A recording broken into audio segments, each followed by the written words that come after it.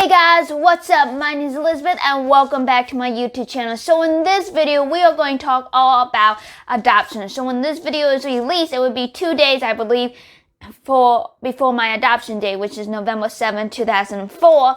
And so that's the anniversary of it, and it's something that my family has been celebrating. And so with that being said, I have this awesome gift for them, which I'm going to show you guys, and I hope to get a little video of them opening their gift. So we'll look at that. And as well, I'm going to talk a little bit about my thoughts on adoption. So with that being said, let's just jump right in and get started.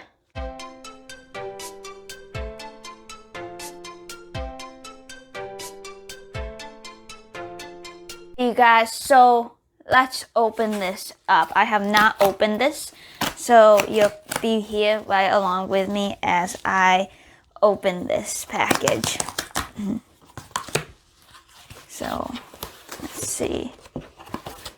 Oh my goodness, there we go. We have it, guys. This is what I got them. It's like a little booklet here. It says, "Thank you for adopting me." And I really pray that I spelled everything correctly in this book. I am going to open it up because I'm going to wrap it. So let's just open it and see. So I made this on Google Photos. Not a promotion, just telling you guys where I got it. And so yeah, so we got the film on the top. Is quite nice. It's not just a normal kind of plastic on the top. It's actually quite nice. And then we have all these photos of me just here. So I'll give you guys a closer look, y'all.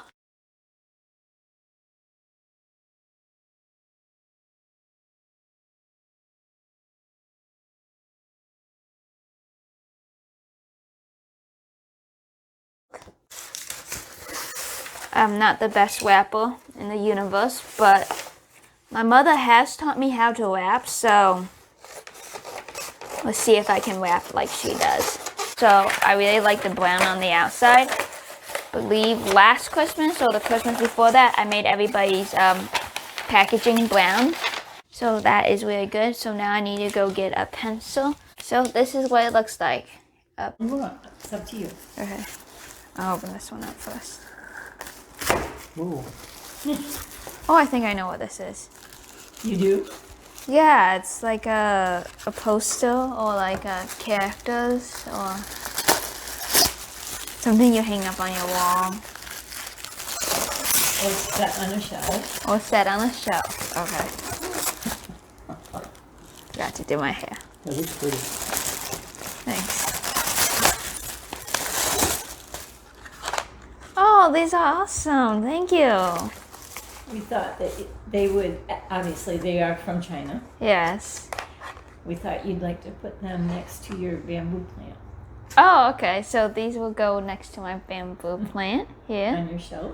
Yes, on my shelf. Okay. They're actual prints of a drawing. Somebody in China drew those. So I think you might have to slide it off. I think I made it tighter. Oh, there we go. Oh, you were born. Can I read out loud? Yes. Yeah. Okay. When I think about who you are and all that you've become, my heart swells with pride and air, for the credit's not mine, but God's alone. I've been so blessed these many years, but oh, they seem as one. It was yesterday, of that I am sure. You led a line of little girls out of China's sun. Who would have known, save God alone, all the things you'd do and the places you'd go and all that you'd become. The journey's not nearly finished yet. There's so much more for you. There may be trials, but joys as well, and God will always see you through. Thank you. That's very nice. You're welcome.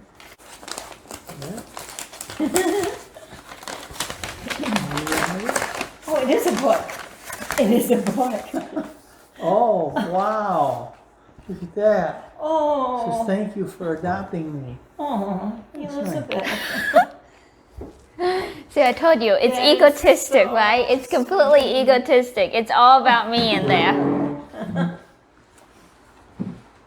Wow. Oh my. This is great. Ellie, thank you. You're welcome. This is really nice. There's where you're getting your highlights done. Yeah, that was very recent. Your dad. Oh, it's all dad. Like father, like daughter. Aw. Your faith journey. There you are with a real Bible. Yeah, I thought that white little Bible was the only real Bible. I don't think so. Mom and I went on the Disney one. Chef Elizabeth. Here's your pretzel. Ta-da. Run the race. Those are some of the races that she's been in. Thank you. Thank you. Thank you. That's really, I had no idea. I really did think it was a hot plate. Hey guys, I just want to give you guys a wrap of what the timeline looks like for the whole one-child policy, which was when I was born during this time.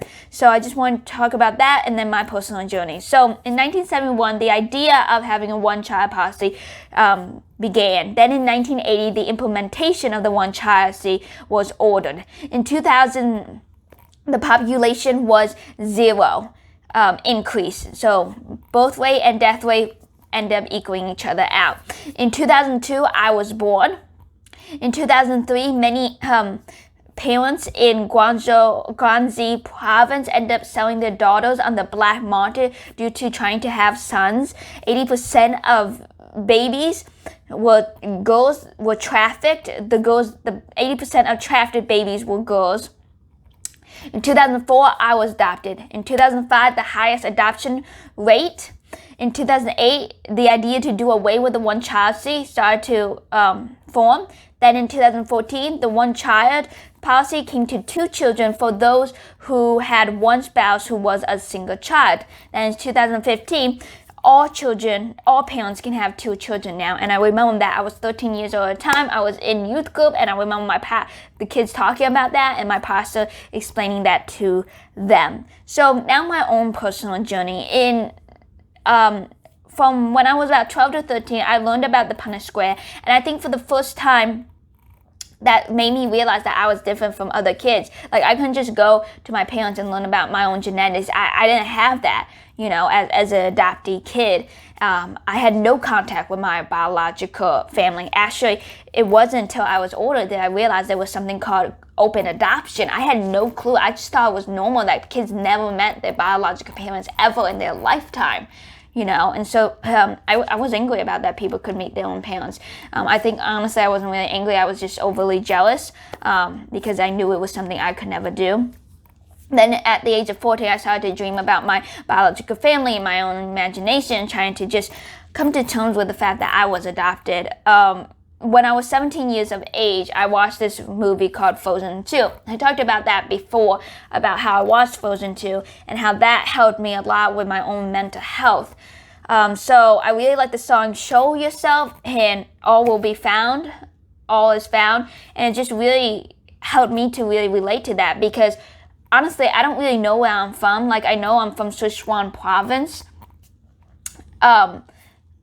Nanchang, Sichuan province. I know that's where I was found, but I don't really know any of my story beyond being 2 years of age. Like, everything before 2 is like, there's nothing there. It's almost like a hole, and it almost feels like my story is just plopped in the middle, like no one cared to even write the beginning of it. And that was something that was hard for me to come to terms with.